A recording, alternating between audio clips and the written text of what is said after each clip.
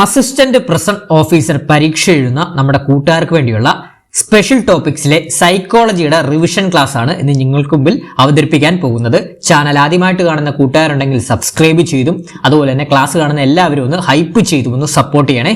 അപ്പൊ നമുക്ക് ക്ലാസ്സിലോട്ട് കിടക്കാം. സൈക്കോളജിയുടെ റിവിഷൻ ക്ലാസ് ആണ്. ക്ലാസ് അവസാനം വരെ എല്ലാവരും കാണാൻ ശ്രമിക്കണേ. അപ്പൊ നമുക്ക് ഫസ്റ്റ് പോയിന്റിലോട്ട് പോവാം. ഫസ്റ്റ് പോയിന്റ് എന്താണ്? മനോവിശ്ലേഷണത്തിന്റെ ഉപജ്ഞാതാവ് ആരാണ്? സിഗ്മണ്ട് ഫ്രോയിഡ് ആണ്. ഇമ്പോർട്ടന്റ് ആണ്. മനോവിശ്ലേഷണ സിദ്ധാന്തത്തിന്റെ ഉപജ്ഞാതാവ് ആരാണ്? സിഗ്മണ്ട് ഫ്രോയിഡ് ആണ് കേട്ടോ. അപ്പൊ ഈ സിഗ്മണ്ട് ഫ്രോയിഡ് ആരാണ്?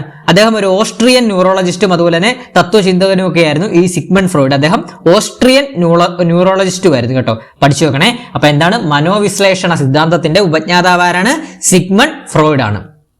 അടുത്ത പോയിന്റ്, സ്വപ്നങ്ങളുടെ വ്യാഖ്യാനം അഥവാ ഇന്റർപ്രിട്ടേഷൻസ് ഓഫ് ഡ്രീംസ് എന്ന പുസ്തകം രചിച്ചത് ആരാണ്? സിഗ്മണ്ട് ഫ്രോയിഡ് ആണ് കേട്ടോ. അപ്പൊ ഇത് അദ്ദേഹം രചിച്ച പുസ്തകമൊക്കെ പരീക്ഷയ്ക്ക് ചോദിക്കാൻ സാധ്യതയുണ്ട്. പഠിച്ചു വെക്കണം.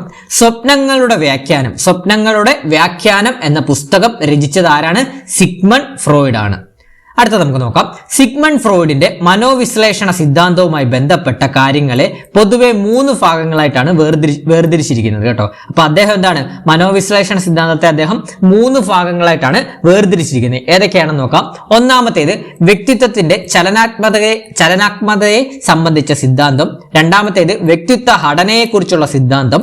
മൂന്നാമത്തേത് മനോലൈംഗിക വികാസ സങ്കല്പങ്ങൾ. അപ്പൊ പഠിച്ചു വെക്കണം. സിഗ്മണ്ട് ഫ്രോയിഡ് മനോവിശ്ലേഷണ സിദ്ധാന്തവുമായിട്ട് ബന്ധപ്പെട്ട അദ്ദേഹം 3 ഭാഗങ്ങളായിട്ടാണ് വേർതിരിച്ചിരിക്കുന്നത്. ഏതൊക്കെയാണ്? ഒന്നാമത്തേത് വ്യക്തിത്വത്തിന്റെ ചലനാത്മകതയെ സംബന്ധിച്ച സിദ്ധാന്തം. രണ്ടാമത്തേത് വ്യക്തിത്വ ഘടനയെ കുറിച്ചുള്ള സിദ്ധാന്തം. മൂന്നാമത്തേത് മനോലൈംഗിക വികാസ സങ്കല്പങ്ങൾ. ക്ലിയർ ആണ്? ഇനി അടുത്ത പോയിന്റിലോട്ട് പോവാം. ഇത് നമ്മൾ കുറച്ച് ഡീറ്റെയിൽ ആയിട്ട് പഠിക്കേണ്ടതായിട്ടുണ്ട്. ഇമ്പോർട്ടന്റ് ആണ്. ഫസ്റ്റ് നമ്മൾ പഠിക്കാൻ പോകുന്നത് നമ്മുടെ എന്താണ്? വ്യക്തിത്വത്തിന്റെ ചലനാത്മകതയെ സംബന്ധിച്ച സിദ്ധാന്തത്തെ കുറിച്ചാണ് പഠിക്കാൻ പോകുന്നത്. അതിനകത്ത് വരുന്നതാണ് മനസ്സിന്റെ, അതായത് വ്യക്തിത്വത്തിന്റെ ചലനാത്മകതയെ സംബന്ധിച്ച സിഗ്മണ്ട് ഫ്രോയിഡിന്റെ സിദ്ധാന്ത പ്രകാരം മനസ്സിന് 3 തലങ്ങളുണ്ട്. നമുക്കറിയാം മനസ്സിന് 3 തലങ്ങളുണ്ട്. ഏതൊക്കെയാണ്?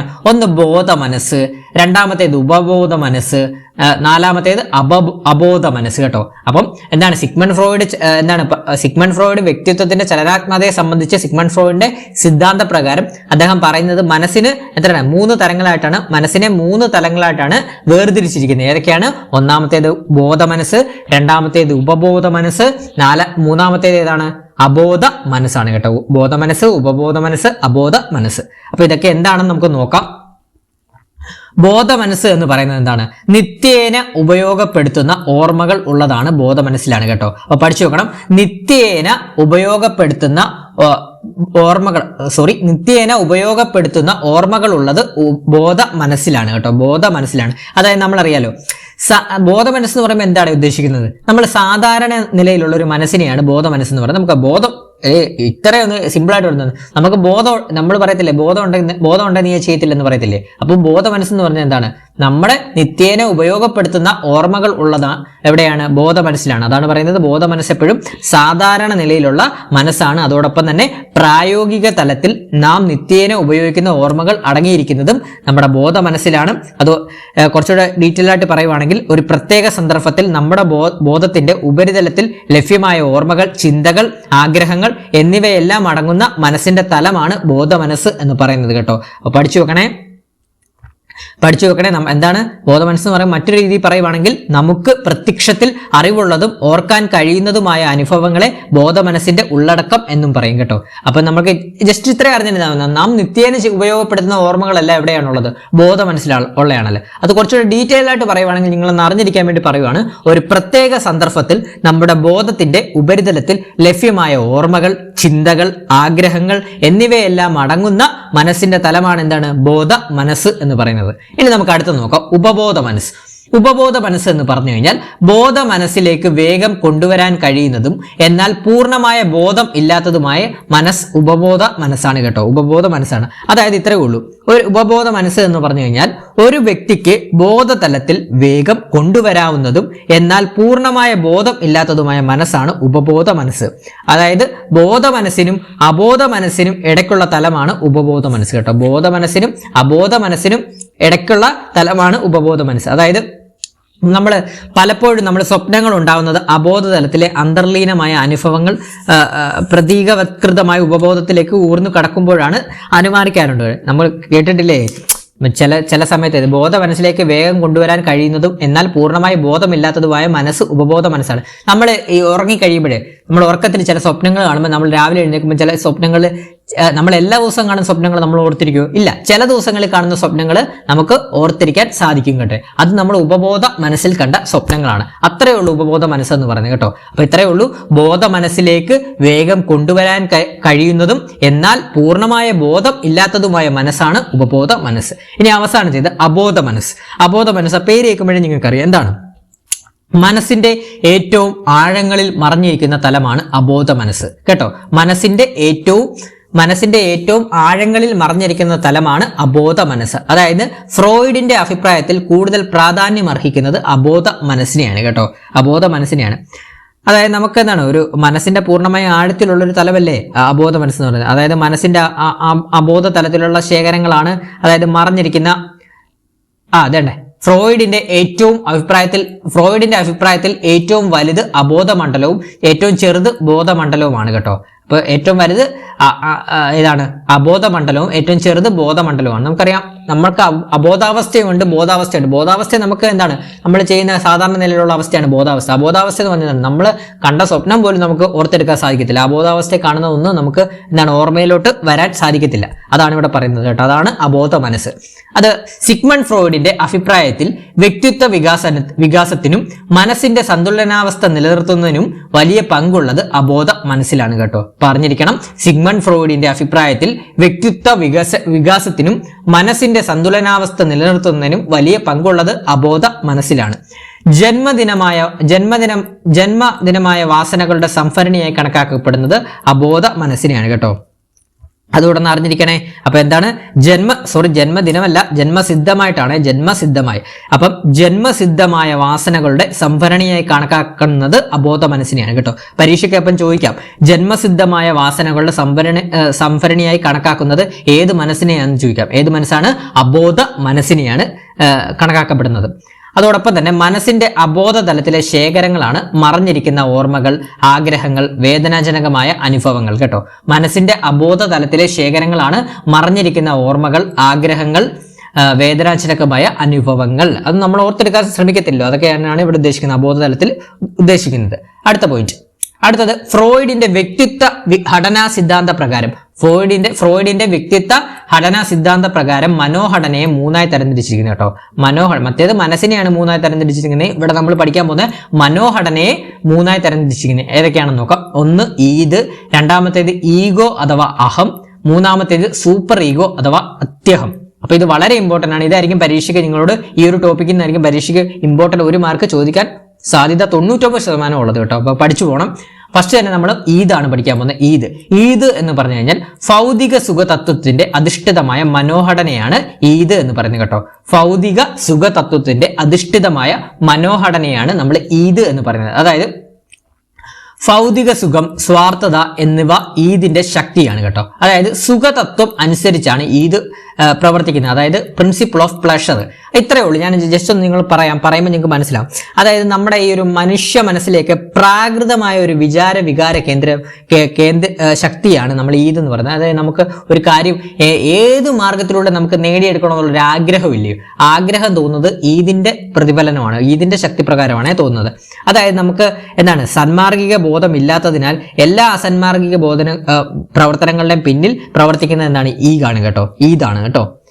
ഈദാണ്. അതോടെ തന്നെ ഈദിൽ എന്താണ്, യുക്തിയോ നീതിയോ ഇല്ലാത്ത മനോഘടനയാണ് ഈദ് കേട്ടോ. അതായത് നമുക്ക് ഏത് വിധേന നമുക്ക് ഒരു ആഗ്രഹം നേടിയെടുക്കണം, പക്ഷെ അതിന് നമുക്ക് നേരായ മാർഗം വേണ്ട.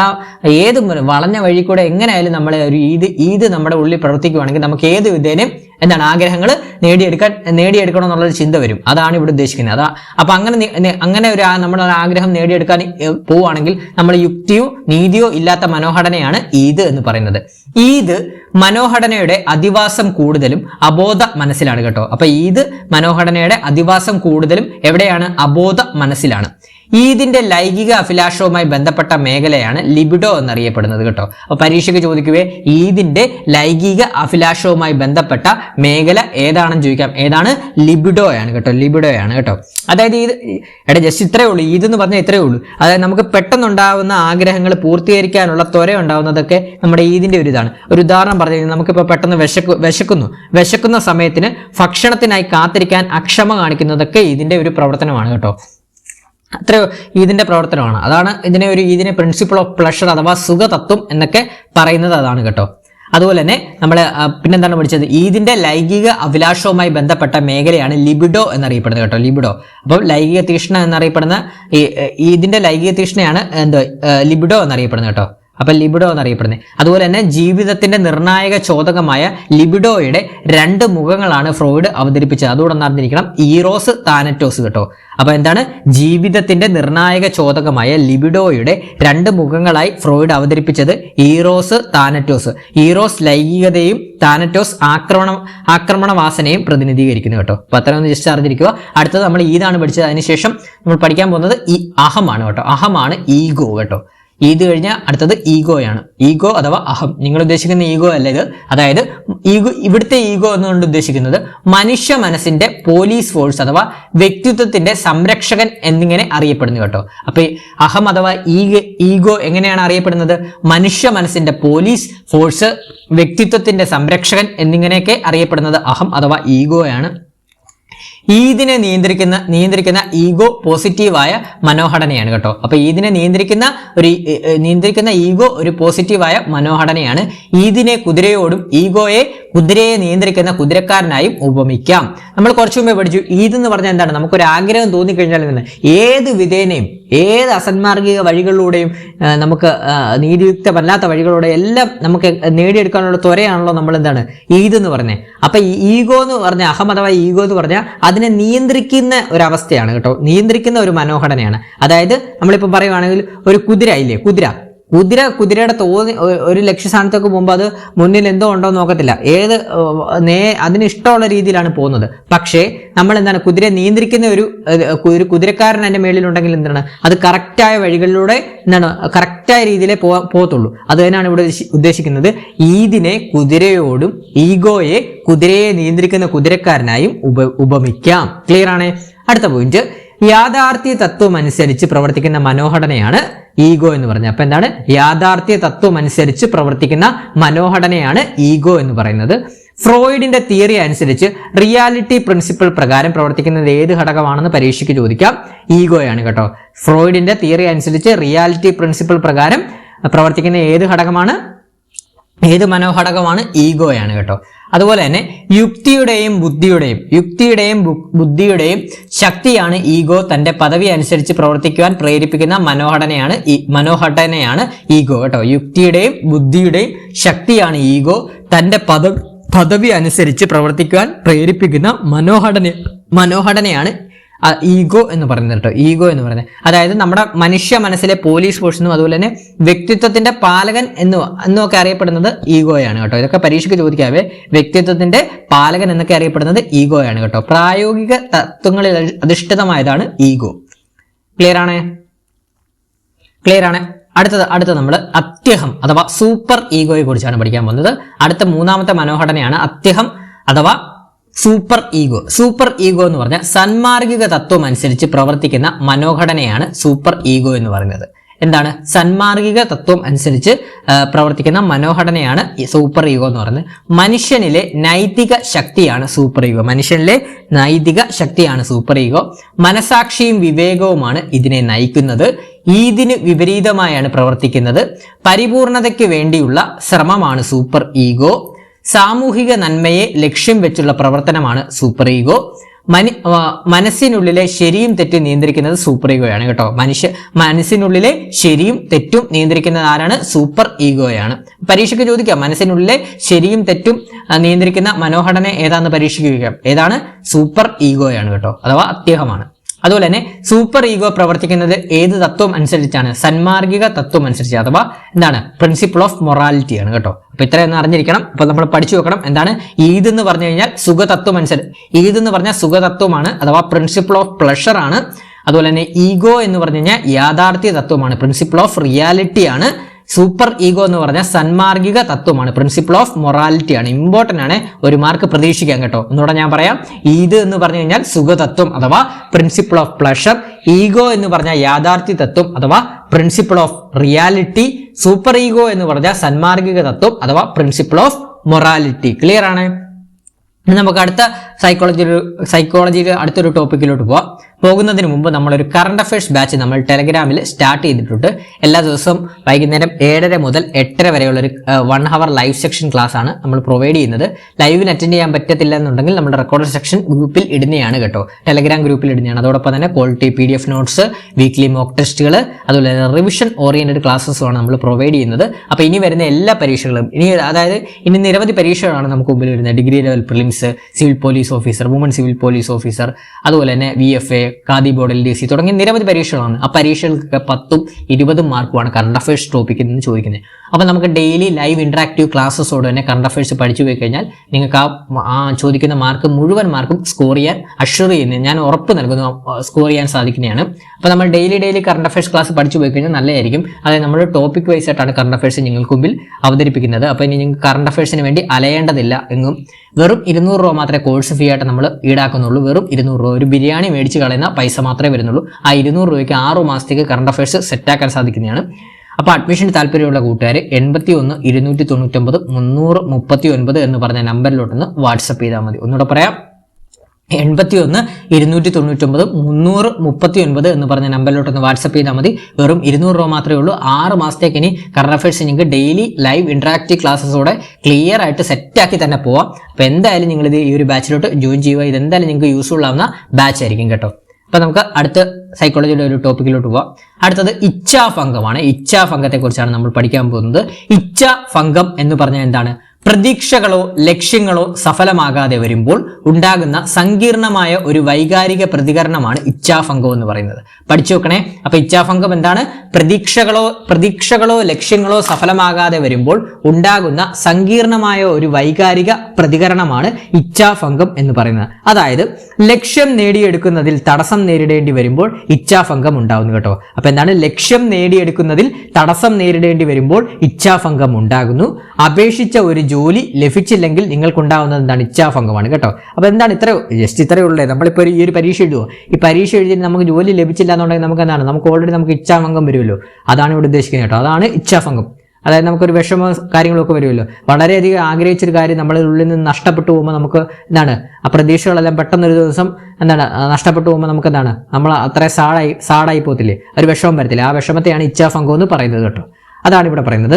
ഇച്ഛാഭംഗത്തിന്റെ ഫലമായി ഉണ്ടാകുന്ന മാനസികാരോഗ്യ പ്രത്യാഘാതങ്ങൾ ഏതൊക്കെയാണെന്ന് പരീക്ഷയ്ക്ക് ചോദിക്കാം. ഏതൊക്കെയാണ്? വിഷാദവും ഉത്കണ്ഠയും, മാനസിക സമ്മർദ്ദം, കുറഞ്ഞ ആത്മാഭിമാനം, അതോടൊപ്പം തന്നെ ഉറക്കക്കുറവ്, ദുർബലമായ രോഗപ്രതിരോധ ശേഷി. ഇപ്പൊ പഠിച്ചു വെക്കണേ. ഇച്ഛാഭംഗത്തിന്റെ ഫലമായി ഉണ്ടാകുന്ന മാനസികാരോഗ്യ പ്രത്യാഘാതങ്ങൾ ഏതൊക്കെയാണ്?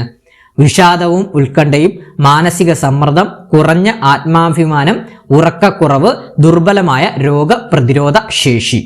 അതുപോലെ തന്നെ ഇച്ഛാഭംഗത്തെ നേരിടാനുള്ള മാർഗം എന്താണ്? നെഗറ്റീവ് ചിന്തകളെ വെല്ലുവിളിക്കുക കേട്ടോ. നമുക്കറിയാം നമ്മുടെ ഉള്ളിൽ നിന്ന് എന്താണ് നെഗറ്റീവ് ചിന്തകളൊക്കെ എടുത്ത് കളഞ്ഞാൽ കഴിഞ്ഞാൽ എന്താണ് നമുക്ക് പോസിറ്റീവായിട്ട് ഇച്ഛാഭംഗത്തെ നേരിടാനൊക്കെ സാധിക്കുമെന്നാണ്. അതുപോലെ തന്നെ ഇച്ഛാഭംഗവുമായി ബന്ധപ്പെട്ടുള്ള ആവർത്തന ചിന്തകളും ഒഴിവാക്കണം. അതായത് ഇപ്പൊ നമുക്കിപ്പോൾ ഒരു കാര്യം വളരെയധികം ആഗ്രഹിച്ചു, നമുക്കത് നഷ്ടപ്പെട്ടു പോയിട്ട് നമ്മൾ പിന്നെ അതിനെ ചിന്തിച്ചുകൊണ്ടിരുന്നിട്ട് കാര്യമുണ്ടോ? ഇല്ല. പിന്നെ അങ്ങനെ ചിന്തിച്ചുകൊണ്ടിരുന്ന കഴിഞ്ഞാൽ എന്താണ്? നമ്മൾ പിന്നെ വിഷമിച്ചുകൊണ്ടിരിക്കത്തേ ഉള്ളൂ. അതുപോലെ നമ്മുടെ ഉള്ളിൽ ഇച്ഛാഭംഗം പ്രവർത്തിക്കത്തേ ഉള്ളൂ. അപ്പൊ അത് ഇച്ഛാഭംഗം നമ്മൾ ബന്ധപ്പെട്ടുള്ള ആവർത്തന ചിന്തകളും ഒക്കെ നമ്മൾ ഒഴിവാക്കിയാലേ നമുക്ക് മുമ്പോട്ട് നല്ല രീതിയിൽ മുമ്പോട്ട് പോകാൻ സാധിക്കുകയുള്ളൂ എന്നാണ് പറയുന്നത്. അപ്പൊ അതുപോലെ തന്നെ ഇച്ഛാഭംഗത്തെ നേരിടാനുള്ള ഫലപ്രദമായ മാർഗങ്ങൾ ഏതൊക്കെയാണെന്ന് പരീക്ഷയ്ക്ക് ചോദിക്കാം. വ്യായാമവും ധ്യാനവും, വികാരങ്ങളെ അംഗീകരിക്കുക, അതുപോലെ തന്നെ യാഥാർത്ഥ്യ ബോധത്തോട് കൂടിയുള്ള പ്രതീക്ഷകൾ സ്ഥാപിക്കുക കേട്ടോ. അപ്പൊ നമുക്കെന്താണ്?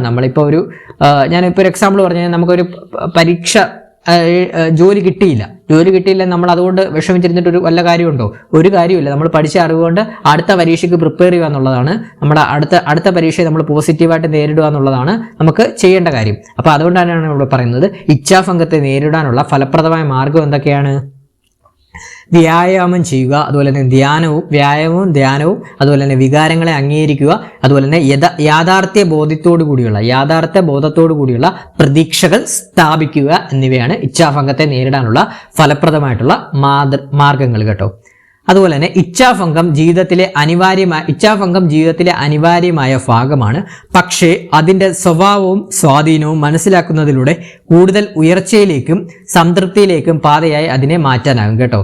അത് നമ്മൾ ഇത്രയേ ഉള്ളൂ. അതായത് ഇച്ഛാഭംഗം ഒക്കെ നമ്മുടെ ജീവിതത്തിൽ അനിവാര്യമായിട്ടുള്ള ഭാഗമാണ്. കാരണം എല്ലാവർക്കും എല്ലാ കാര്യവും ആഗ്രഹിച്ചത് കിട്ടണമെന്നില്ലല്ലോ എന്ന് കരുതി എല്ലാവരും ഒരു കാര്യം നമ്മൾ ആഗ്രഹിച്ചത് കിട്ടിയില്ല എന്നുണ്ടോ അതേ ഓർത്ത് നമ്മുടെ ജീവിതകാലം മുഴുവൻ ഇരിക്കുകയാണ് ചെയ്യുന്നത്. അല്ല, അതിനെതിരെ എന്താണ് അടുത്ത കാര്യത്തിന് വേണ്ടി. ഇപ്പോൾ ഒരു ജോലി നഷ്ടപ്പെട്ടു കഴിഞ്ഞാൽ അടുത്ത ജോലിക്ക് വേണ്ടി നമ്മൾ പ്രയത്നിക്കുമല്ലേ. അപ്പോൾ ഇന്ന് നഷ്ടപ്പെട്ടതിനെക്കാട്ടും നല്ലതായിരിക്കും നാളെ കിട്ടുന്നത്. ആ ഒരു രീതി തന്നെയാണ് ഇവിടെ ഉദ്ദേശിക്കുന്നത്. ഇച്ഛാഭംഗം ജീവിതത്തിലെ അനിവാര്യമായ ഭാഗമാണ്. പക്ഷേ അതിൻ്റെ സ്വഭാവവും സ്വാധീനവും മനസ്സിലാക്കുന്നതിലൂടെ കൂടുതൽ ഉയർച്ചയിലേക്കും സംതൃപ്തിയിലേക്കുമുള്ള പാതയായി അതിനെ മാറ്റാൻ ആകും കേട്ടോ. അടുത്തൊരു ടോപ്പിക്കാണ് ഉത്കണ്ഠ. ഉത്കണ്ഠ എന്ന് പറഞ്ഞാൽ എന്താണ്? ആങ്സൈറ്റി ആണ് കേട്ടോ. ഉത്കണ്ഠ എന്താണ്? ആങ്സൈറ്റി എന്ന് പറഞ്ഞാൽ എന്താണ്? നിങ്ങൾക്ക് എല്ലാവർക്കും അറിയുന്നതാണ്. എന്താണ്? മനസ്സിനുള്ളിൽ ഉടലെടുക്കുന്ന അത്ര ഗൗരവമല്ലാത്ത വികാരമാണ് ഉത്കണ്ഠ. അല്പം വെപ്രാളം ഉണ്ടാക്കുന്ന വിഷയങ്ങളോടുള്ള മനസ്സിന്റെ സ്വാഭാവിക പ്രതികരണമാണിത്. എന്നാൽ അതിനെ നിയന്ത്രിക്കാൻ കഴിയാതെ വന്നാൽ മാനസികവും ശാരീരികവുമായ ആരോഗ്യ പ്രശ്നങ്ങൾ സൃഷ്ടിക്കുവാൻ കഴിയുന്ന രോഗാവസ്ഥയിലേക്ക് അത് മാറും. നമുക്കറിയാം, നമുക്ക് ആങ്സൈറ്റി ഒരു കാര്യം ഇപ്പം നമ്മളിപ്പോൾ ഒരു ഡെയിലി ഒരു സ്ഥലത്ത് പോവാം. അപ്പം എന്നും ബസ് വരുമോ? 8 മണിക്ക് ബസ് വരും.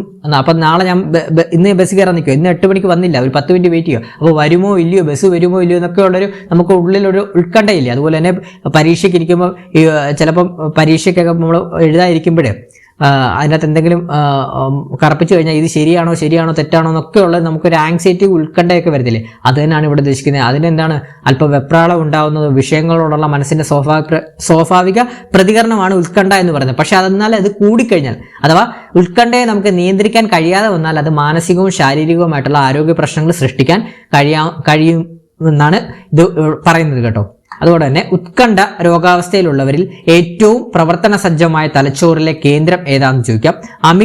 അമിഗ്ഡലയാണ് കേട്ടോ. അമിഗ്ഡലയാണ്. അപ്പോൾ പഠിച്ചു വെക്കണം, പരീക്ഷയ്ക്ക് ചോദിക്കും. ഉത്കണ്ഠ അഥവാ ആങ്സൈറ്റി രോഗാവസ്ഥയിലുള്ളവരിൽ ഏറ്റവും പ്രവർത്തന സജ്ജമാക്കുന്ന തലച്ചോറിലെ കേന്ദ്രം ഏതാണ്? അമിഗ്ഡലയാണ് കേട്ടോ. അമിഗ്ഡലയാണ്. അടുത്ത പോയിന്റ്, വ്യക്തിത്വമല്ലാത്തതും വ്യാപിച്ചു കിടക്കുന്നതും അരോചകവുമായ ഭയത്തെ അറിയപ്പെടുന്നതാണ് ഉത്കണ്ഠ എന്ന് പറയുന്നത് കേട്ടോ. അപ്പോൾ പഠിച്ചു വെക്കണം, എന്താണ് ഉത്കണ്ഠ? വ്യക്തമല്ലാത്തതും വ്യാപിച്ചു കിടക്കുന്നതും അരോചകവുമായ ഭയത്തെ അറിയപ്പെടുന്നതാണ് ഉത്കണ്ഠ എന്ന് പറയും. നമുക്ക് ഉത്കണ്ഠയുടെ വേറെ രീതിയല്ലേ OCD എന്നൊക്കെ പറയുന്നത്. നമുക്കിപ്പോൾ ഏതൊരു കാര്യം നമ്മൾ ഉത്കണ്ഠ ആങ്സൈറ്റി ആയിട്ട് ഇങ്ങനെ ഒരുപാടങ്ങ് ചിന്തിച്ച് കൂട്ടിക്കഴിഞ്ഞാൽ നമുക്കത് ശരിയാവുന്ന ഒരു കാര്യത്തെക്കുറിച്ച് നമ്മൾ ഒരുപാടങ്ങ് ചിന്തിച്ച് എപ്പോഴും അതിനെക്കുറിച്ച് ആലോചിച്ചുകൊണ്ടിരുന്നാൽ നമുക്ക് എന്താണ്? മാനസികമായിട്ട് നമ്മൾ നടന്നു പോകും. അത് തന്നെയാണ് ഇവിടെ ഉദ്ദേശിക്കുന്നത്. വ്യക്തമല്ലാത്തതും വ്യാപിച്ചു കിടക്കുന്നതും അരോചകവുമായ ഭയത്തെ അറിയപ്പെടുന്നതാണ് ഉത്കണ്ഠ എന്ന് പറയുന്നത്. വർദ്ധിച്ച ഹൃദയമിടിപ്പ് ഉത്കണ്ഠയുടെ ശാരീരിക ലക്ഷണമാണ് കേട്ടോ. വർദ്ധിച്ച ഹൃദയമിടിപ്പ് ഉത്കണ്ഠയുടെ ശാരീരിക ലക്ഷണമാണ് കേട്ടോ. നമുക്കറിയാം, ചിലരുണ്ട് ചെറിയ കാര്യം മതി ചിലർക്ക് എന്താണ് പെട്ടെന്ന് വേർക്കാനും അതുപോലെ തന്നെ അതിനെക്കുറിച്ച് ആലോചിച്ച് അങ്ങോട്ടും ഇങ്ങോട്ടും ഒക്കെ പെട്ടെന്ന് നിങ്ങൾ ചിലരെ ശ്രദ്ധിച്ചാൽ മതി. ചിലർക്ക് ഉത്കണ്ഠ കൂടിയവരെ ശ്രദ്ധിച്ചാൽ നമുക്ക് പെട്ടെന്ന് തിരിച്ചറിയാൻ പറ്റും. ചെറിയൊരു കാര്യം ഉണ്ടെങ്കിലും ആ കാര്യത്തെ അങ്ങ് ആലോചിച്ച് ചിന്തിച്ച് അതിനെക്കുറിച്ച് ഇങ്ങനെ ടെൻഷൻ അടിക്കത്തില്ല രീതി. അപ്പോൾ അവർക്ക് എന്താണ്? അവർക്ക് ഓൾറെഡി ഹൃദയമിടിപ്പും എല്ലാം കൂടും. അപ്പോൾ ഉത്കണ്ഠ കൂടിയവരൊക്കെ അങ്ങനെയാണ്. ഏറ്റവും കൂടുതൽ ടെൻഷൻ ഉള്ളവർക്കാണ് ഉത്കണ്ഠ വളരെയധികം കൂടുതലായിട്ട് വരുന്നത് കേട്ടോ. അപ്പോൾ പഠിച്ചു വെക്കണം, വർദ്ധിച്ച ഹൃദയമിടിപ്പ് ഉത്കണ്ഠയുടെ ശാരീരിക ലക്ഷണമാണ്. അടുത്ത പോയിന്റ്, ദൈനംദിന സാഹചര്യങ്ങളെക്കുറിച്ചുള്ള തീവ്രവും അമിതവുമായ ആശങ്കയും ഭയവും ഏത് അവസ്ഥയുടെ ലക്ഷണമാണ്? ഉത്കണ്ഠയുടെ ലക്ഷണമാണ് കേട്ടോ. അപ്പോൾ പഠിച്ചു വെക്കണം, ദൈനംദിന സാഹചര്യങ്ങളെക്കുറിച്ചുള്ള തീവ്രവും അമിതവുമായ ആശങ്ക. ഞാൻ കുറച്ചു മുമ്പേ പറഞ്ഞില്ലേ ബസ്സിന്റെ കേസ്, ബസ് ഇന്ന് വരുമോ ഇല്ലയോ എന്നൊക്കെയുള്ള ടെൻഷൻ ഇല്ലേ, അത് തന്നെയൊക്കെയാണ് ഇവിടെ ഉദ്ദേശിക്കുന്നത്. ദൈനംദിന സാഹചര്യങ്ങളെക്കുറിച്ചുള്ള തീവ്രവും അമിതവുമായ ആശങ്കയും ഭയവും ഏത് അവസ്ഥയുടെ ലക്ഷണമാണ്? ഉത്കണ്ഠയുടെ ലക്ഷണമാണ്. ഉത്കണ്ഠ എല്ലാ മനുഷ്യരിലും ഉണ്ട്, അതൊരു രോഗമല്ല എന്ന് ബോധ്യപ്പെടുത്തുക എന്നതാണ് ഉത്കണ്ഠ രോഗികൾക്ക് ആദ്യം വേണ്ടത് കേട്ടോ. നമ്മുടെ എല്ലാവരുടെയും മനസ്സിൽ എന്താണ്? ആങ്സൈറ്റി ഉണ്ട് അഥവാ ഉത്കണ്ഠയുണ്ട്. പക്ഷേ പല തോതിലാണെന്നുള്ളതേ ഉള്ളൂ. എനിക്കിപ്പം കുറവാണെങ്കിൽ നിങ്ങൾക്ക് ചിലപ്പം കൂടുതലാണെന്ന് ഇരിക്കും. ഞാനിപ്പോൾ ചില വിഷയങ്ങളിൽ എന്താണ് ചെറിയ വിഷയങ്ങളിൽ അത്രയും ടെൻഷൻ അടിക്കുന്നില്ല. ചിലരാണെങ്കിൽ ചെറിയ വിഷയം മതി വളരെയധികം ടെൻഷൻ അടിച്ച് അവിടെ പ്രശ്നം ഉണ്ടാക്കി മറിച്ചിടും. എന്ന് പറയുന്നില്ല. അത് തന്നെയാണ് ഇവിടെ ഉദ്ദേശിക്കുന്നത്. ഉത്കണ്ഠ എല്ലാ മനുഷ്യരിലും ഉണ്ട്, അതൊരു രോഗമല്ല എന്ന് ബോധ്യപ്പെടുത്തുക എന്നതാണ് ഉത്കണ്ഠ രോഗികളിൽ ആദ്യം വേണ്ടത്. ഉത്കണ്ഠയെ ഉണർത്തുന്ന കഫിൻ അടങ്ങിയ പാനീയങ്ങൾ ഉത്കണ്ഠ രോഗികൾ ഒഴിവാക്കണം കേട്ടോ. അതോടൊന്ന് പഠിച്ചു വെക്കണേ. ഉത്കണ്ഠയെ ഉണർത്തുന്ന കഫിൻ അടങ്ങിയ പാനീയങ്ങൾ ഉത്കണ്ഠ രോഗികൾ ഒഴിവാക്കണം. ഉത്കണ്ഠ ഉണ്ടാകുന്ന സമയത്ത് പതിയെ ശ്വാസമെടുത്ത് ദീർഘമായി ശ്വാസം പുറത്തു വിടുന്നത് രക്തത്തിലെ കാർബൺ ഡൈ ഓക്സൈഡ് കുറയ്ക്കുന്നതിനും സഹായിക്കും. ഇത് ഉത്കണ്ഠ കുറയ്ക്കും കേട്ടോ. നമുക്കറിയാം, നമ്മൾ ഒരുപാട് ചില സമയത്തൊക്കെ നമ്മൾ ടെൻഷൻ എടുത്തു കഴിഞ്ഞാൽ ഒന്ന് ശ്വാസം എടുത്തിട്ട് 2-3 വട്ടം വിടാനൊക്കെ നമ്മളോട് മുതിർന്നവർ പറയത്തില്ലേ. കാരണം എന്താണ്? നമ്മൾ അങ്ങനെ വിടുമ്പോൾ നമ്മുടെ മനസ്സൊന്ന് കൂളാവും. അതിനുവേണ്ടിയാണ് ഇവിടെ പറയുന്നത്. അപ്പോൾ എന്താണ്, നമ്മുടെ ആങ്സൈറ്റിയും ഉത്കണ്ഠ കുറച്ച് കുറയും കേട്ടോ. അപ്പോൾ പഠിച്ചു വെക്കണം. ഉത്കണ്ഠയെ ഉണർത്തുന്ന കഫിൻ അടങ്ങിയ പാനീയങ്ങൾ ഉത്കണ്ഠ രോഗികൾ ഒഴിവാക്കണം. ഉത്കണ്ഠ ഉണ്ടാകുന്ന സമയത്ത് പതിയെ ശ്വാസമെടുത്ത് ദീർഘമായി ശ്വാസം പുറത്തു വിടുന്നത് രക്തത്തിലെ കാർബൺ ഡൈ ഓക്സൈഡ് കുറയ്ക്കുന്നതിന് സഹായിക്കും. ഇത് ഉത്കണ്ഠ കുറയ്ക്കും കേട്ടോ. അപ്പോൾ നിങ്ങൾ നാളെ പരീക്ഷയ്ക്ക് പോകുമ്പോഴാണേലും ചിലരൊക്കെ ഉണ്ട്, ക്വസ്റ്റ്യൻ പേപ്പർ കിട്ടുന്നതിന് മുമ്പ് ഭയങ്കര ടെൻഷനായിരിക്കും. ടെൻഷൻ അങ്ങനെ ടെൻഷൻ അടിച്ചിരിക്കുന്ന സമയത്ത് 1-2 വട്ടം ഒന്ന് ശ്വാസം പതിയെ എടുത്തിട്ട് പുറത്തുവിടുന്നു. 1-2-3-4 വട്ടം അങ്ങനെ വിടുമ്പോൾ നിങ്ങൾക്ക് നല്ല രീതിയിൽ ടെൻഷൻ കുറയും. അത് നല്ലൊരു മെത്തേഡുമാണ് കേട്ടോ. അപ്പോൾ ടെൻഷൻ കുറയ്ക്കാൻ പറ്റിയൊരു മെത്തേഡുമാണ് കേട്ടോ. അപ്പം പരീക്ഷയ്ക്കൊക്കെ ടെൻഷൻ കൂടിയവരുണ്ടെങ്കിൽ അങ്ങനെ ഒന്ന് ചെയ്ത് നോക്കുക കേട്ടോ. അടുത്ത പോയിന്റ്, സ്ട്രെസ് ഹോർമോൺ എന്നറിയപ്പെടുന്നത് ഏതാണ്? കോർട്ടിസോൾ ആണ് കേട്ടോ. പരീക്ഷയ്ക്ക് ചോദിക്കാമേ. ഇപ്പോൾ ഒരു സൈക്കോളജി പാർട്ടിയും ചോദിക്കാൻ പറ്റിയൊരു ക്വസ്റ്റ്യൻ ആണ്. സ്ട്രെസ് ഹോർമോൺ എന്നറിയപ്പെടുന്നത് എന്താണ്? കോർട്ടിസോൾ ആണ്. സ്ട്രെസ് ഹോർമോൺ എന്നറിയപ്പെടുന്നത് കോർട്ടിസോൾ ആണ്. മാനസിക സമ്മർദ്ദം ലഘൂകരിക്കുന്നതിന് ഉപയുക്തമാവുന്ന ആരോഗ്യകരമായ മനോസ്വാന്തന രീതി ഏതാണെന്ന് ചോദിച്ചിട്ടുള്ളത്. സമ്മർദ്ദത്തെ അതിജീവിക്കാൻ ശ്വസന വിശ്രാന്തി പ്രയോഗിക്കുന്നത് കേട്ടോ. അപ്പൊ ഞാൻ കുറച്ചു മുമ്പ് നമ്മൾ പറഞ്ഞല്ലോ, എന്താണ് മാനസിക സമ്മർദ്ദം കുറയ്ക്കാൻ എന്താണ് ചെയ്യേണ്ടത്, അതിജീവിക്കാൻ എന്താണ് ചെയ്യേണ്ടത്? ശ്വസന വിശ്രാന്തി പ്രയോഗിക്കുക. അതായത് ശ്വാസം ഉള്ളിലെടുത്ത് പുറത്തു വിടുക. അങ്ങനെ വിടുമ്പോൾ എന്താണ്, നമുക്ക് മാനസിക സമ്മർദ്ദം നമുക്ക് കുറയ്ക്കാൻ സാധിക്കും. അതിലൂടെ എന്താണ്, നമുക്ക് ഉത്കണ്ഠയും കുറയ്ക്കാൻ സാധിക്കും. അടുത്ത പോയിന്റ്, പ്രവർത്തിക്കാനുള്ള പ്രചോദനം എന്തുമായി ബന്ധപ്പെട്ടിരിക്കുന്നു? അഭിപ്രേരണയുമായിട്ട് ബന്ധപ്പെട്ടിരിക്കുന്നു. അഭിപ്രേരണ എന്താണ്? ഇംഗ്ലീഷ് പറഞ്ഞാൽ മനസ്സിലാവും, മോട്ടിവേഷൻ ആണ് അഭിപ്രേരണ കേട്ടോ. അപ്പോൾ പ്രവർത്തിക്കാനുള്ള പ്രചോദനം എന്തുമായി ബന്ധപ്പെട്ടിരിക്കുന്നു? അഭിപ്രേരണയുമായിട്ട് ബന്ധപ്പെട്ടിരിക്കുന്നു. നമുക്കറിയാം, അഭിപ്രേരണ 2 തരത്തിലുണ്ട്. ഒന്ന് ആന്തരിക അഭിപ്രേരണം, 2 ബാഹ്യ അഭിപ്രേരണം. അതെന്തൊക്കെയാണ് നമുക്ക് ജസ്റ്റ് ഒന്ന് നോക്കിപ്പോവാം. നമ്മൾ ഓൾറെഡി ക്ലാസ്സുകൾ എടുത്തിട്ടാണ് യൂട്യൂബിൽ ഡീറ്റെയിൽ ആയിട്ട്. ഇപ്പം നമ്മൾ റിവിഷൻ എന്ന രീതിയിൽ പെട്ടെന്ന് പറഞ്ഞു പോവാണ്. അപ്പം അഭിപ്രേരണകൾ 2 രീതിയിലുണ്ട്, അഥവാ മോട്ടിവേഷൻ 2 രീതിയിലുണ്ട്. ഏതൊക്കെയാണ്? ആന്തരിക അഭിപ്രേരണ ഇൻട്രിൻസീവ് മോട്ടിവേഷൻ, അതുപോലെ തന്നെ ബാഹ്യ അഭിപ്രേരണ എക്സ്ട്രിൻസീവ് മോട്ടിവേഷൻ എന്നിവയാണ്. അപ്പോൾ അത് പഠിച്ചു വെക്കണം. എന്താണ് ആന്തരിക അഭിപ്രേരണ എന്ന് നമുക്ക് നോക്കാം. ബാഹ്യമായ ബഹുമതികൾക്ക് വേണ്ടിയല്ലാതെ വ്യക്തിപരമായ താല്പര്യം കൊണ്ട് ചെയ്യുന്ന പ്രവർത്തനങ്ങളെല്ലാം ഏതുതരം അഭിപ്രേരണയ്ക്ക് ഉദാഹരണമാണ്? ആന്തരിക അഭിപ്രേരണയ്ക്ക് ഉദാഹരണമാണ്. ഇത്രയേ ഉള്ളൂ. ആന്തരിക അഭിപ്രേരണയ്ക്കുള്ള ഉദാഹരണം പറഞ്ഞു കഴിഞ്ഞാൽ മനസ്സിലാവും നിങ്ങൾക്ക്. നല്ല മാർക്ക് നേടണമെന്ന് സ്വയം പ്രേരണ തോന്നി പഠിക്കുന്നതാണ് ആന്തരിക അഭിപ്രേരണ എന്ന് പറഞ്ഞത്. അതായത് നമ്മൾ ഈ ഒരു പരീക്ഷയ്ക്ക് വേണ്ടി എന്തിനാണ് പഠിക്കുന്നത്? നമുക്ക് വേണ്ടിയല്ലേ പഠിക്കുന്നത്. അതായത് നമുക്ക് ഈ അസിസ്റ്റന്റ് പ്രിസൺ ഓഫീസർ പരീക്ഷ നമുക്ക് എന്താണ്, പരീക്ഷയ്ക്ക് വേണ്ടിയാണോ നമ്മൾ പഠിക്കുന്നത്? മാർക്കിന് വേണ്ടിയാണോ പഠിക്കുന്നത്? അല്ല. എന്താണ്, നമുക്കൊരു ജോലിക്ക് വേണ്ടിയാണ്. നമുക്ക് ഈ ഒരു ജോലി ഭയങ്കര ഇഷ്ടമായിട്ടുള്ളൊരു ജോലിയാണ് അസിസ്റ്റന്റ് പ്രിസൺ ഓഫീസർ എന്ന് പറഞ്ഞ ജോലി. ഈ പരീക്ഷയിൽ നല്ല റാങ്ക് മേടിച്ച് നമ്മൾ പെട്ടെന്ന് തന്നെ ജോലിക്ക് കയറാൻ വേണ്ടിയാണ് നമ്മൾ പഠിക്കുന്നത്. അതുകൊണ്ട് തന്നെ എന്താണ്, നമ്മൾക്ക് സ്വയം പ്രേരണ തോന്നിയാണ് നമ്മൾ ഈ ഒരു പരീക്ഷയ്ക്ക് വേണ്ടി പഠിക്കുന്നത്. അങ്ങനെ ചെയ്യുന്നതാണ് ആന്തരിക അഭിപ്രേരണ എന്ന് പറഞ്ഞത്. സ്വയം നല്ല മാർക്ക് നേടണമെന്ന് സ്വയം പ്രേരണ തോന്നി പഠിക്കുന്നതാണ് ആന്തരിക അഭിപ്രേരണ. നമുക്ക് സ്വയം തോന്നി. അതുകൊണ്ട് തന്നെ എന്താണ്, ആന്തരിക അഭിപ്രേരണ കാരണം നമുക്ക് ആത്മസംതൃപ്തി ലഭിക്കുന്നു കേട്ടോ. പഠിച്ചു വെക്കണേ. ആന്തരിക അഭിപ്രേരണ കാരണം ആത്മസംതൃപ്തി ലഭിക്കുന്നു. അപ്പൊ അതിന് നേരെ ഓപ്പോസിറ്റ് ആണ് എന്താണ്, ബാഹ്യ അഭിപ്രേരണ. ബാഹ്യ അഭിപ്രേരണ എന്ന് പറഞ്ഞു കഴിഞ്ഞാൽ മറ്റുള്ളവരിൽ നിന്നുള്ള അംഗീകാരമോ പ്രതിഫലമോ ശിക്ഷയോ ഭയന്ന് ഒരു കാര്യം ചെയ്യാൻ പ്രേരിപ്പിക്കുന്നതിനെയാണ് ബാഹ്യ അഭിപ്രേരണ എന്ന് പറയുന്നത്. അതിന്റെ ഉദാഹരണം മനസ്സിലാക്കാൻ നമുക്ക് പറയാം. അതായത് സമ്മാനങ്ങൾ ലഭിക്കാനോ അധ്യാപകരുടെ മാതാപിതാക്കളുടെ വഴക്ക് കേൾക്കാതിരിക്കാനോ വേണ്ടി പഠിക്കുന്നതാണ് ഒരു ബാഹ്യ അഭിപ്രേരണ എന്ന് പറയുന്നത്. അതായത് നമ്മൾ ഈ കൊച്ചിലൊക്കെ നമ്മൾ സ്കൂളിൽ പോകുമ്പോഴേ, ഇപ്പോഴില്ല, പണ്ടൊക്കെ നമ്മൾ സ്കൂളിൽ പോകുമ്പോൾ എന്താണ്, അധ്യാപകരെ അടി കിട്ടാതിരിക്കാൻ നമ്മൾ പേടിച്ച് പഠിക്കത്തില്ലയോ? എന്താണ്, നമുക്ക് വേണ്ടിയാണ് പഠിക്കുന്നത്? അല്ല, നമുക്ക് എന്താണ്, അടി കിട്ടാതിരിക്കാൻ വേണ്ടി നമ്മൾ പഠിക്കത്തില്ലയോ? അപ്പോൾ അധ്യാപകന് വേണ്ടിയാണ് നമ്മൾ പഠിച്ചത്. അതാണ് പറഞ്ഞത്. ബാഹ്യ ഇടപെടൽ മൂലം മറ്റുള്ളവരിൽ നിന്നുള്ള അംഗീകാരമോ പ്രതിഫലമോ ശിക്ഷയോ ഭയന്ന് ഒരു കാര്യം ചെയ്യാൻ പ്രേരിപ്പിക്കുന്നതിനെയാണ് ബാഹ്യ അഭിപ്രേരണ എന്ന് പറയുന്നത്. ആന്തരിക അഭിപ്രേരണയാണ് നമുക്ക് ആത്മസംതൃപ്തി നൽകുന്ന അഭിപ്രേരണ. നമ്മളെ നമ്മുടെ സ്വയം ഇഷ്ടപ്രകാരം ചെയ്യുന്നതാണ് ആന്തരിക അഭിപ്രേരണ. ഉണ്ട്, നല്ല മാർക്ക് കിട്ടണം, നമുക്ക് ഈ ഒരു ജോലി കിട്ടണം എന്ന് ആഗ്രഹത്തോടെ ചെയ്യുന്നു. അതുപോലെ തന്നെ നമ്മൾ ഇഷ്ടത്തോടെ ഇപ്പോൾ ഫുട്ബോൾ കളിക്കുന്നു, ഫുട്ബോൾ നമ്മൾ ഇഷ്ടത്തോടെ കളിക്കുന്നു, അതൊക്കെ നമുക്ക് ആന്തരിക അഭിപ്രേരണയുടെ ഉദാഹരണങ്ങളായിട്ട് വരുന്നതാണ് കേട്ടോ. ആന്തരിക അഭിപ്രേരണയാണ് എന്താണ് നമുക്ക് ആത്മസംതൃപ്തി നൽകുന്നത്, ആന്തരിക അഭിപ്രേരണയാണ്.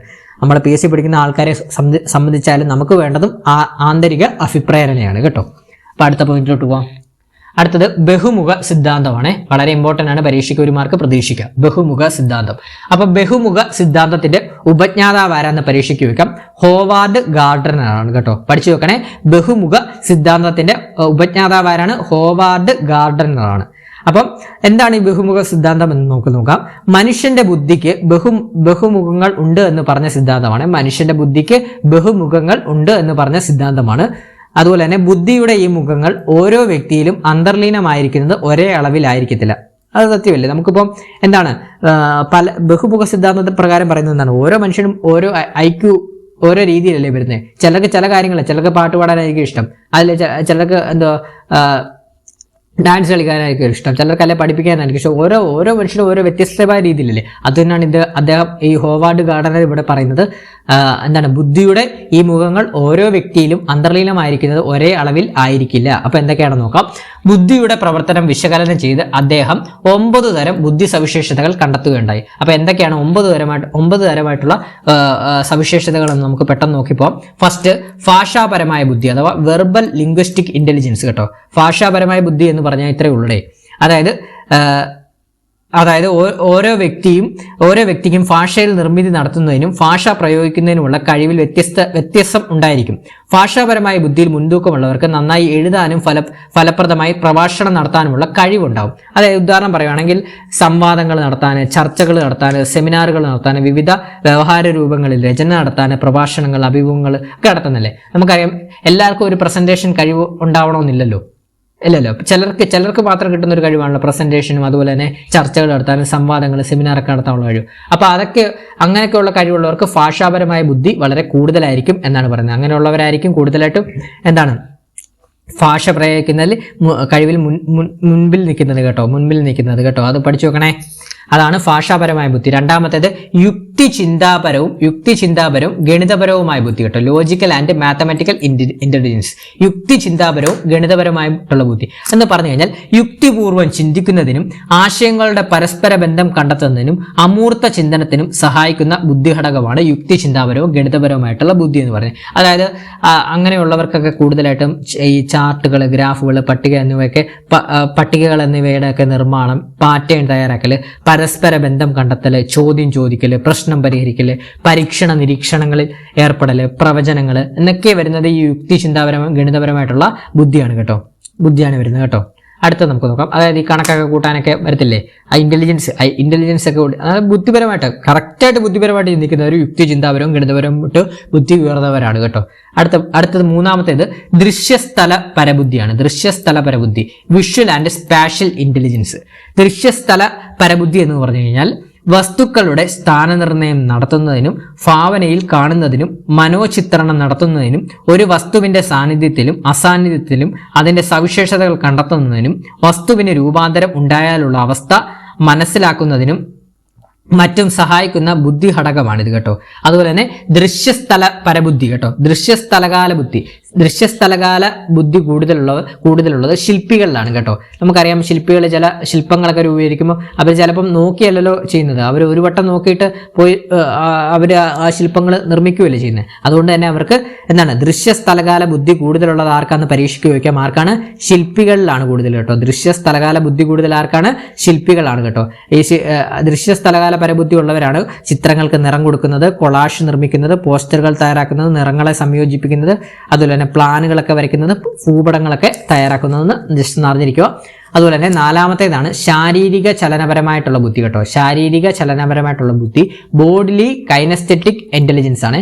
ശാരീരിക ചലനപര ബുദ്ധി എന്ന് പറഞ്ഞു കഴിഞ്ഞാൽ ഒരാളുടെ ശരീരത്തെ അതിന്റെ ഉയർന്ന സാധ്യതകളിൽ അഥവാ സാധ്യമായ ഉയർന്ന തലങ്ങളിൽ പ്രയോജനപ്പെടുത്തുന്നതിന് ഉപയുക്തമാകുന്നതിനുള്ള ബുദ്ധി സവിശേഷതയാണ് ശാരീരിക പരബുദ്ധി എന്ന് പറയുന്നത്. അതായത് ഇക്കോട്ടറൊക്കെ എന്താണ് കായികശേഷിയും അതുപോലെ തന്നെ കായികശേഷി കൂടുതലായിരിക്കും. അതുപോലെ തന്നെ നൃത്തം ചെയ്യാനുള്ള കഴിവ്, അഭ്യാസങ്ങളെ കാണിക്കാൻ, അതായത് എന്താണ് പ്രവർത്തനത്തിലൂടെയുള്ള പഠനം, പരീക്ഷണങ്ങൾ, കരകൗശല പ്രവർത്തനങ്ങൾ, നിർമ്മാണം, അനുകരണം, അഭിനയം, പിന്നെ എന്താണ് നാടകീകരണം, ഡാൻസ് കളിക്കുന്നത് കേട്ടോ, ഡാൻസ് നൃത്തം ചെയ്യാനുള്ള കഴിവ്, അഭ്യാസങ്ങൾ ചെയ്യാനുള്ള കഴിവ്, കായിക ശേഷിയൊക്കെ. ആ പേര് കേൾക്കുമ്പോഴല്ലേ ശാരീരിക ചലനപരമായിട്ടുള്ള പേര്, ബോഡി വെച്ചൊക്കെ ചെയ്യുന്നതൊക്കെ ചിലരൊക്കെ അല്ലേ. എല്ലാവരെ കൊണ്ടും പറ്റത്തില്ലോ ഡാൻസ് കളിക്കാൻ, എല്ലാവരെ കൊണ്ടും പറ്റുമോ കായിക മത്സരം കളിക്കാൻ? ഇല്ലല്ലോ. അപ്പോൾ അതിന് പ്രത്യേക ഒരു കഴിവാണല്ലോ. അപ്പോൾ അതാണ് ശാരീരിക ചലനപരമായിട്ടുള്ള ബുദ്ധി എന്ന് പറഞ്ഞത്. അടുത്തത് സംഗീതപരമായിട്ടുള്ള ബുദ്ധി, മ്യൂസിക്കൽ ഇന്റലിജൻസ്.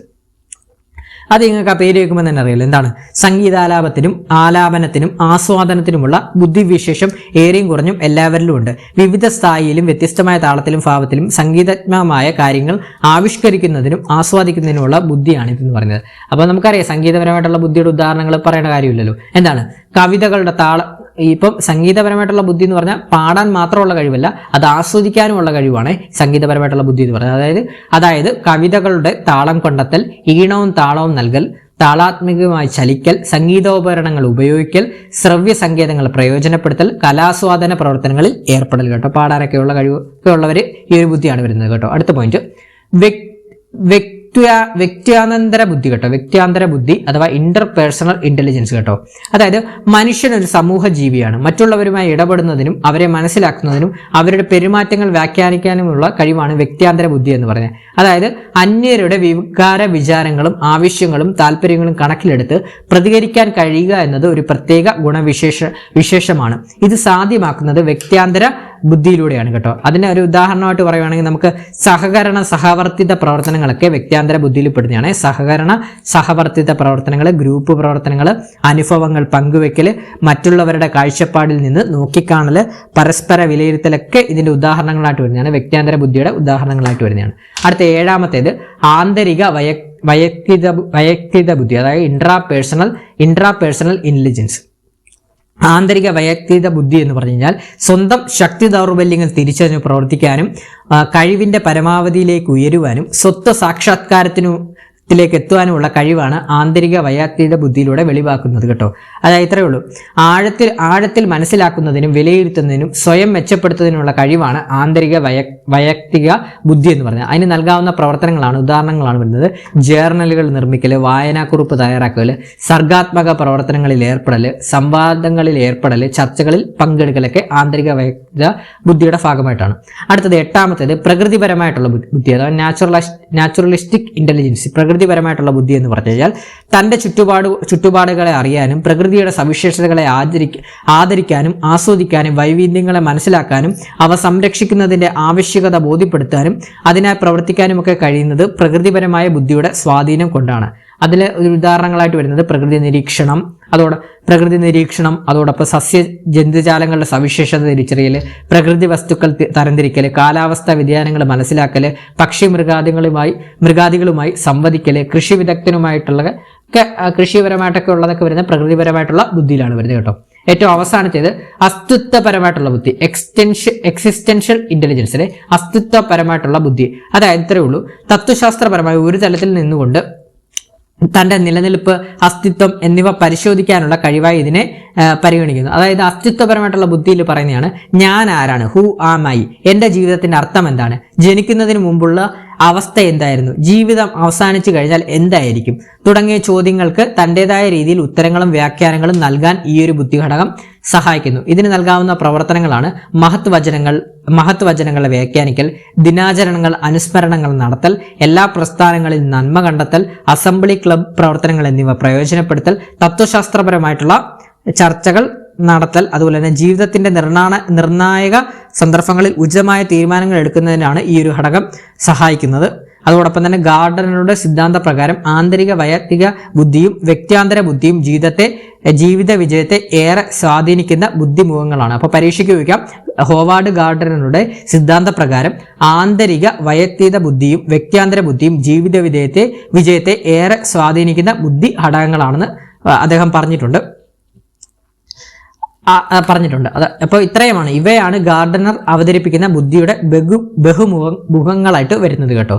അതുപോലെ തന്നെ ബുദ്ധിശക്തിയുടെ ബഹുമുഖ സിദ്ധാന്ത പ്രകാരം നൃത്തം ചെയ്യുന്ന വ്യക്തികളിൽ ഏതുതരം ബുദ്ധിയാണ് മുന്നിട്ട് നിൽക്കുന്നത്? ഏതാണ് നമ്മൾ പഠിച്ചാണ്? ശാരീരിക ചലനപരമായിട്ടുള്ള ബുദ്ധിയാണ് കേട്ടോ. ബുദ്ധിശക്തിയുടെ ബഹുമുഖ സിദ്ധാന്ത പ്രകാരം നൃത്തം ചെയ്യുന്ന വ്യക്തികളിൽ ഏതുതരം ബുദ്ധിയാണ് മുന്നിട്ട് നിൽക്കുന്നത്? PYQ ആണ്. ശാരീരിക ചലനപരമായിട്ടുള്ള ബുദ്ധിയാണ്. അടുത്ത പോയിന്റ്, അയൽക്കാരുമായി നിരന്തരമായി ഉണ്ടാകുന്ന സംഘർഷം ഏതുതരം മാനസിക സമ്മർദ്ദത്തിന് ഉദാഹരണമാണ്? സാമൂഹിക മാനസിക സമ്മർദ്ദത്തിന് ഉദാഹരണമാണ് കേട്ടോ. പഠിച്ചു നോക്കണേ. ഒന്നുകൂടെ പറയാം. അയൽക്കാരുമായി നിരന്തരമായി ഉണ്ടാകുന്ന സംഘർഷം ഏതുതരം മാനസിക സമ്മർദ്ദത്തിന് ഉദാഹരണമാണ്? സാമൂഹിക മാനസിക സമ്മർദ്ദത്തിന് ഉദാഹരണമാണ്. മാനസിക സമ്മർദ്ദത്തിന്റെ അന്തർമുഖമായ ലക്ഷണം എന്ത്? ശ്രദ്ധ കേന്ദ്രീകരിക്കാനുള്ള ബുദ്ധിമുട്ടാണ് കേട്ടോ. മാനസിക സമ്മർദ്ദത്തിന്റെ അന്തർമുഖമായ ലക്ഷണം എന്താണ്? ശ്രദ്ധ കേന്ദ്രീകരിക്കാനുള്ള ബുദ്ധിമുട്ടാണ്. ആക്രമണോസ്തുകത നിരീക്ഷണം വഴി പഠിക്കുന്നു എന്ന് പരീക്ഷണത്തിലൂടെ സ്ഥാപിച്ച മനഃശാസ്ത്ര സൈദ്ധാന്തികൻ ആരാണ്? ആൽബർട്ട് ബദൂരയാണ് കേട്ടോ. ബദൂരയാണ്. പഠിച്ചു നോക്കണേ. ബദൂരയാണ്. അപ്പൊ നമുക്ക് പഠിച്ചു നോക്കണം എന്താണ് ആക്രമണോസ്തുകത. അറ്റാക്കിംഗ് ടെൻഡൻസിയാണ്. ആക്രമണോസ്തുകത നിരീക്ഷണം വഴി പഠിക്കുന്നു എന്ന് പരീക്ഷണത്തിലൂടെ സ്ഥാപിച്ച മനഃശാസ്ത്ര സൈദ്ധാന്തികൻ ആരാണ്? ബദൂരയാണ് കേട്ടോ. ബദൂരയാണ്. അപ്പം ബദൂരയാണ് ബോബോ ബാവ പരീക്ഷണം നടത്തിയത് ആരാണെന്ന് ചോദിക്കാം. ആൽബർട്ട് ബദൂരയാണ് ബോബോ ബാവ പരീക്ഷണം നടത്തിയത് കേട്ടോ.